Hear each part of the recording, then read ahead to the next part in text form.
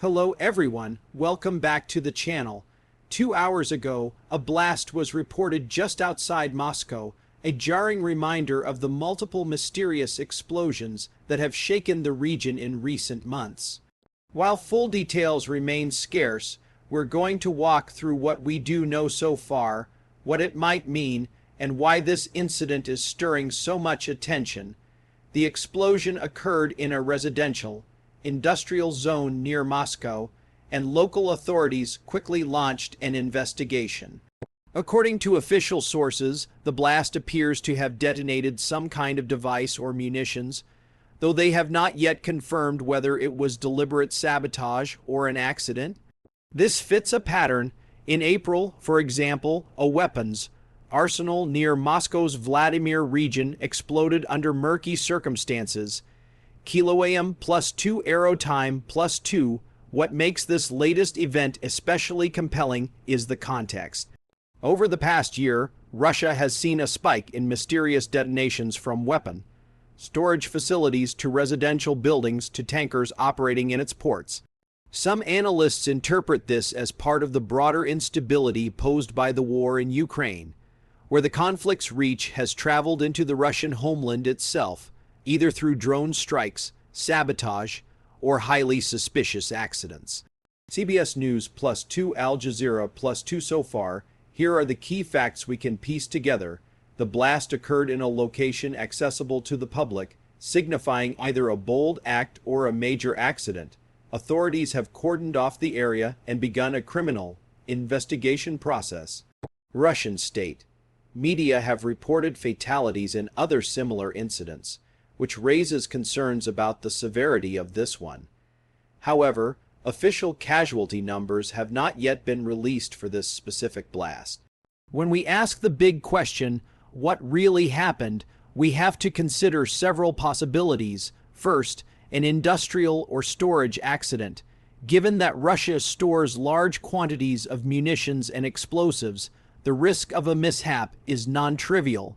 The April arsenal explosion near Moscow was attributed to a safety breach, arrow time +1 second, an act of sabotage or targeted attack. Russia's media have linked previous blasts to Ukraine, linked operations or internal power plays. For example, an East Ukrainian separatist leader was reportedly killed by a bomb in Moscow earlier this year. Al Jazeera +1/3. A hybrid scenario where an explosion is caused by one of the above, but exploited for propaganda or internal purging. In other words, the cause might be ambiguous, but the impact is maximal. Why does this matter? For one, it raises questions about security inside Russia, especially in critical sites near Moscow. It communicates vulnerability either to external actors or to domestic mismanagement.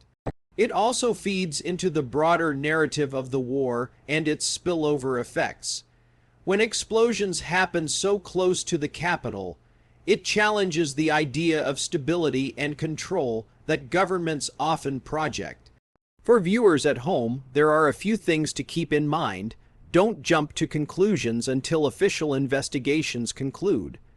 Misinformation often spreads fast, especially when drone attacks and sabotage are being discussed alongside accidents. Also monitor independent sources rather than only state media narratives, since they may omit inconvenient details.